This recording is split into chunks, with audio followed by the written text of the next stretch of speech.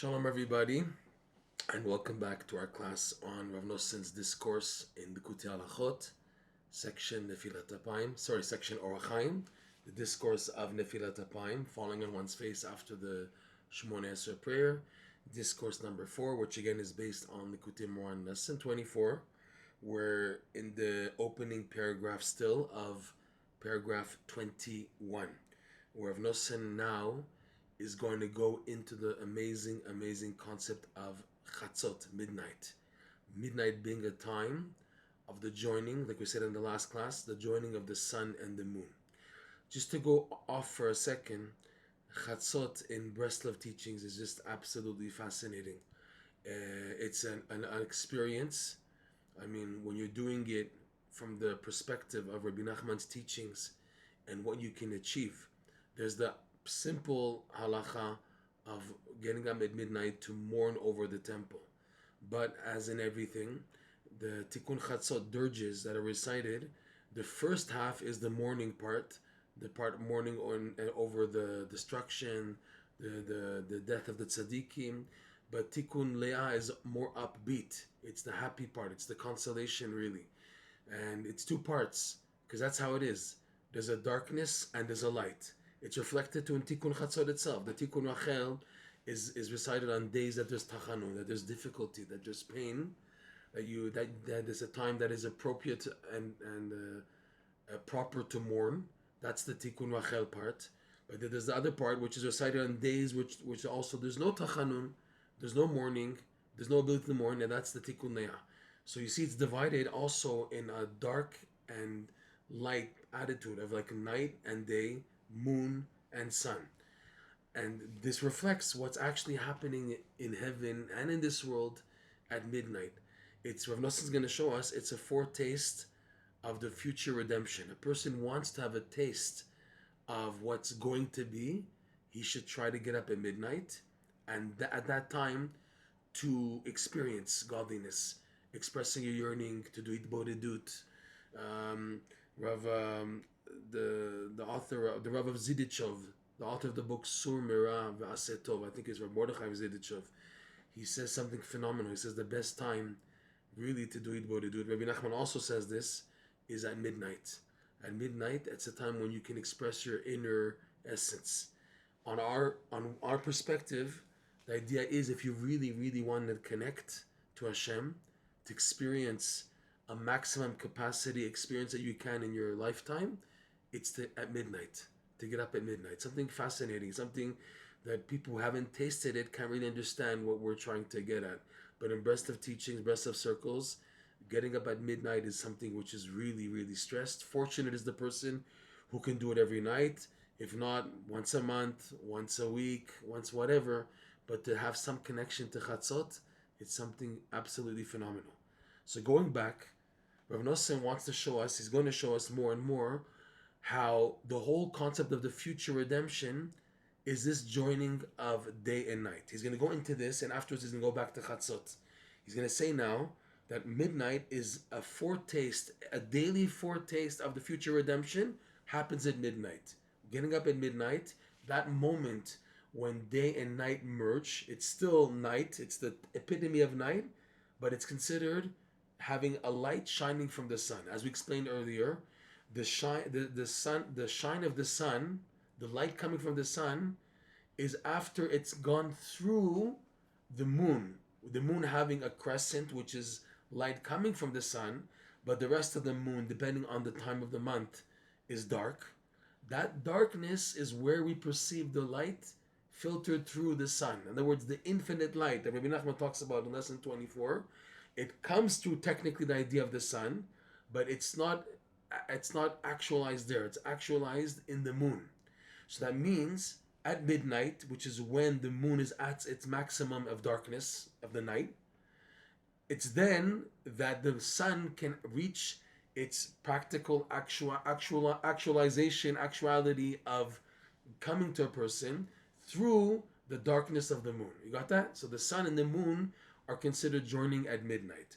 So Reb Noson is going to mention this by passing because he wants to first focus on the idea of the future redemption being associated with day and night together. And he's going to go into a beautiful verse from Zecharia, chapter 14, verse 6, which is taken from the chapter dealing with the prophecy of what's going to happen in the future of the war of Gog and Magog and the future benefits that is waiting us, Bezat Hashem. From the terminology there, Reb Noson is going to show carefully the idea that he's been expressing all along since he went into the idea of the Shabbat HaChodesh, which is before the month of Nisan, and now into Chatzot, the idea of the joining of sun and moon and how it so pertains in the life of a person. So let's take a look at Reb Noson, what he said. So we started off, if you remember, that the redemption of Egypt took place specifically at midnight, and he's going to go into now that the future redemption also is connected to the concept of midnight. So he says like this, Reb Noson. Ve'al ken sham nichlalin yom v'layla yachad. Therefore, there, which is at the time of midnight, is considered the joining, the unification, being merged of day and night together. Shezeu bechinad, and we see this verse inside. This is the idea of this verse from Zecharia, chapter 14, verse 7. V'haya yom echad, and it's going to be, and whenever it says v'haya, there's a rule Rashi brings down, and the Chazal and the Orach Chaim, haya lashon simcha. It's a language of joy. There's going to be joy. So v'haya yom echad, there's going to be a day, one day. The commentaries say different things. Rashi says it's one of Hashem's days, which is a thousand years by us is one day of Hashem. But the other commentaries explain it's that day that Hashem has reserved for the actual redemption to come. It could be any day now, any day towards the end of the 1,000 years. Rashi explains it that it'll be at the end of the 1,000-year period, which is where we're holding now. We're in the 6 millennia. Towards the end of this day of Hashem, which is the end of the 1,000 years, which is where we are. We have another 200 and something years left until we reach maximum end of 6,000 and beginning of the 7,000. So all the commenters are saying it's a day though. Okay? Vaya yom echad, hu yivada l'Hashem, which is known to Hashem, yivada l'Hashem. It will be made known from Hashem. It is already known by Hashem. Lo yom velo laila. Phenomenal. Not day and not night. Vaya le'et erev, and it'll be towards evening. Yeh or, there'll be light. Fascinating. Let's try to look at the verse again inside. So again, Zecharia 14 verse 7. Vaya yom echad hu yivada l'Hashem lo yom velo laila vaya le'et erev yeh or. So there's many beautiful, fascinating commentaries on this. One of them says that when it should be night, it'll instead of being night, it'll be day. Okay, vaya le'et erev, and it'll be towards evening instead of becoming nightfall, darkness. Yeah, oh, there'll be light. Let's take a look at this verse from the perspective of Reb Noson, what Reb Noson is trying to say. Reb Noson, in this paragraph and the coming section of this paragraph, he's going to go into this verse into the details. At this point, let's try to see what Reb Noson is getting at. So there's going to be a day, which is referring to the future redemption, that won't be day and won't be night. What does that mean? It won't be day and won't be night. Rather, it'll be a supernatural combination of both. So we can't call it and designate it as day, and we cannot designate it as night, because it's an admixture of both. Like we said earlier, that the goal is to reunite the sun and the moon. The sun is the redifa, the running of the mind to perceive godliness, and the moon is the ma'akev, the bounce back, the refrainment, being pushed back and detained and delayed from perceiving, and yet they work together. They work together in unison. So if they're working together, you can't give the claim to being day, and you can't give the claim to being night. It has a new designation of a combination which is above this. So we can't give it a designation as day and night. Furthermore, the Malbim says beautifully that it's going to be this supernatural light that won't be under the jurisdiction of the laws of nature. In the laws of nature, in the universe, we have a physical sun and a physical moon. Because, the Malbim says beautifully, because this light shining in the future will be the infinite light, so therefore it's beyond the capacity of actual scientific designations as a sun and a moon, because it's the infinite light. Reb Noson said this beautifully also. He said the goal of joining the unison of the sun and the moon, which is perceiving in life and not perceiving, which is the daily struggle of a Jew in this world, is they work together. You're running to perceive is not where you're going to perceive. You're going to perceive in the drawback. So that means, but you need both stages. You need the running, the redifa, and the running back, the me'akev. Together, they shine into you the infinite light. That's what the Malbim said. It's no longer a physical sun and a physical moon. You've tapped into the infinite light. That's what Noson said earlier. That when you succeed in joining the sun and the moon together, which, by the way, is the beauty of midnight, chatzot, at that time where it's dark outside, and yet that's when the sun is shining its light the most. The infinite light is shining. It comes out in actuality when the moon is shining, is present.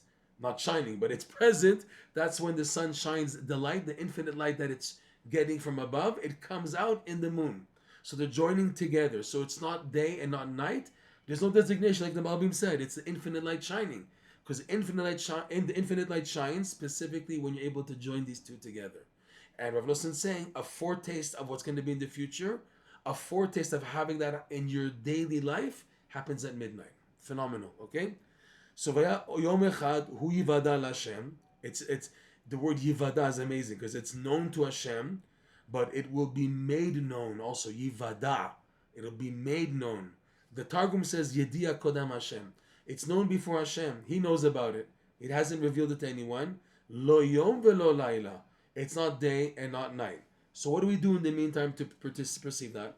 What did all the Jews who lived for thousands of years, yearning for the Beit HaMikdash redemption, how do we give them some credit that in their lifetime they can have some part in feeling the redemption? They weren't zochet to see it in their lifetime. They passed away. Okay? So how do we give it to them? That's the idea of getting up at midnight. Midnight gives a person a foretaste of this light. That's why the Gemara teaches whoever mourns over the destruction of the temple will merit to see it's being rebuilt. Because you mourn, which is the idea of getting up at midnight. Chatzot, you have the first part, Tikkun Rachel, which we said earlier, is the morning part. And then Tikkun Leah, which is the upbeat part. You're able to connect the two. There's Tikkun Rachel and Tikkun Leah. The time of the day also, midnight, is the sun being filtered through the moon. It's moon time, yes. It's the time of the moon. But it's the byproduct, it's the result of the sun shining into it. That light that the sun has, you can't get it when the sun is shining. The infinite light. It has to come in the back, in the pushback, which is the me'akev, which is the idea of the moon, like I said earlier. So that happens at midnight, okay? Phenomenal. So, lo yom v'lo layla, it's not day and it's not night. That's what Reb Noson is trying to get to. It's above it. Vayale et erev, and it'll be towards evening, ye'or. There'll be light. When in the world, specifically, that when it should be dark, and it is dark, le'et erev, it's getting to be evening, that there will be light for a person. Ye'or. There'll be light. Remember, it's the infinite light, Reb Noson is going to explain, shines specifically when it's getting dark in life. This is one of the biggest messages of life. That when things get dark, don't panic, don't give up. Just hold on with emunah and simcha that Hashem is going to get you through. How? You have no idea. But this darkness is the preparation, the prerequisite for getting to the light. Like it says, le'et erev ye'or. Towards evening, there'll be light. So now, with that verse covered to a degree, let's look back into Reb Noson and Likutey Halakhot. Okay, this is the verse he just brought. This beautiful verse from Zecharia, chapter 14, verse 7. Vayal yom echad, hu yivada l'Hashem, lo yom velo layla, vayal et erev ye'or. Reb Noson explains now. Ki la'atid nizke lehasaga zot, שנמשכת על ידי כלליות הרדיפה והמעכב ביחד כנזכר לאל. Because in the future, in the time to come, we will merit to this perception that is drawn from the joining of the running of the mind and the restraining. In other words, we will, in a collective level, as Am Yisrael, merit to have this experience. But each person, according to how much they work for it now, can also draw it in the present, which is really what we should be doing. It's not easy.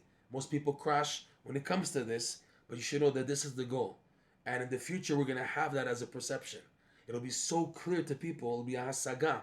We will merit, Reb Noson says, we will merit as Am Yisrael to this this perception of how the running and the bouncing back of the mind work together. Okay? By them being united together. Shesham nichalin laila veyom yachad. That in the running and the refraining of the perception of the mind, that is where, like we said earlier, night and day are joined together, as mentioned above. V'alken, therefore, we can understand in the wording of the verse, Yeh az yom echad asher hu lo yom velo laila. So therefore, it'll be a day, one day, which is not considered day. It's not called day, like we said earlier from the Malbim, etc. Velo laila, and not night. It's not day. Can't be designated as day because it's not fair. It's working together with the moon. So how do you call it day? And it won't be night, and it's not fair to call it night because it's working together with the day of the sun, the light of the sun. Okay? Kishamu lemala me'azman. So Reb Noson adds, because there at that point, when we're able to join the day and night, because we said day is the shining of the sun, night is shining is the reign of the rule of the moon. So now they have time constraints. The sun is during the hours of the day, and the moon is during the hours of the night. Now if you say there's no day and no night because they're merging together, so that already goes beyond the scope of time. So therefore automatically Shishamu lemala me'azman. So it's a time which is above time. You are connecting to a time above time. That's the future perception. So where Reb Noson's going to get to, that's what happens at Chatzot. At midnight, a person has a foretaste of experiencing above time. Above time, where sun and moon join together, you're now reaching lemala me'azman. And what's the benefit? Rabbi Nachman says in several places that when you reach above time, then that's the power of tshuva. You've entered the world of tshuva, which fixes and rectifies everything. You're now in a domain where now you're not now restricted to time constraints. Oh, I did this, I did that, and your deeds are measured in what you did in your lifetime. By going above time, you can bypass and clean all that Bezrat Hashem. This is what Rabbi Nachman says in other places elsewhere in his teachings. But back to this point, this is what happens with day and night joining. Yesham nichlal yom v'layla yachad, because it's an experience which is above time. There is unified again. He says this many times because he wants to reiterate the point and sharpen it. That there is nichlal, is unified day and night together. So this is the future perspective. The perception we're going to get in the future is going to be above time.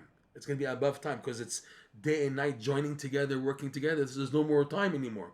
Day is designated the day hours, night is night. You're above time. I can't measure time anymore because I understand that the measurement of time is by day and night. I don't have that anymore. Okay, they govern the hours, believe it or not. The sun and the moon are governing time. Their activity and functioning in the universe, like it's 24 hours just dark. So if it's always dark, so there's no designation of day and night, so it's not a day. We call a day yom. That means it has to be light in the day. There's light and darkness. Now it's one thing, but it's not that one. It's one thing above this and that. It's above the day and night, above the sun and the moon. It's a new designation. So if it's a new designation, it's also considered above time. Reb Noson is going to develop it further. We'll stop at this point. Your feedback always is appreciated. You can reach out by WhatsApp only, please. The number is +1 732 800 1863 732 800 1863. Thank you, Shalom, and may Hashem console us very soon with the building of the Beit HaMikdash so we can experience this future redemption in our lifetimes above day and above night. Shalom, shalom.